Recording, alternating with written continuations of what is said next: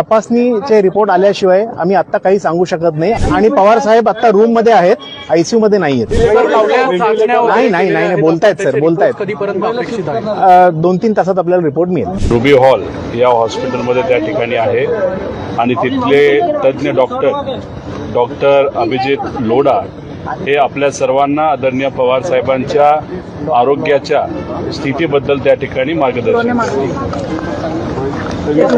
नमस्कार, माझं नाव डॉक्टर अभिजित लोढा आहे. मी पवार साहेबांना बघतो आहे. थोडंसं फिजिकल एक्झर्शन झाल्यामुळे छातीत कफ झालेला आहे, म्हणजे छातीत थोडंसं कंजेशन आहे आणि आम्ही योग्य त्या तपासण्या पाठवलेल्या आहेत आणि ट्रीटमेंट चालू आहे. आता कंडिशन एकदम स्टेबल आहे आणि तपासणी आल्यावरतीच आम्हाला जे काही त्याच्यात बदल करायचा असेल ते बदल करू. आता तपासणीचे रिपोर्ट आल्याशिवाय आम्ही आता काही सांगू शकत नाही. आता कंडिशन स्टेबल आहे आणि तपासणीचे रिपोर्ट आल्यावरतीच आम्ही पुढची ट्रीटमेंट काय बदल करायचं असेल ते ठरवू. थोडंसं मी सांगितलं फिजिकल एक्झर्शन असल्यामुळे थोडंसं कंजेशन झालेलं आहे आणि आता सगळे व्हायटल पॅरामीटर्स सगळे स्टेबल आहेत. काळजी करण्यासारखं काही आता तरी काही नाही.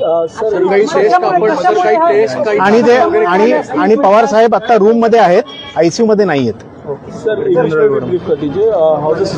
See, because of physical exertion, there was some congestion in the chest.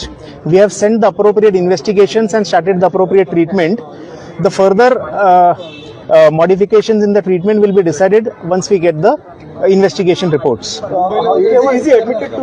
He is admitted to a private room, and at the moment all the vital parameters are stable. What is the reason they have been admitted? By vital parameters, you mean the oxygen level, the blood pressure, the saturation, everything has been normal.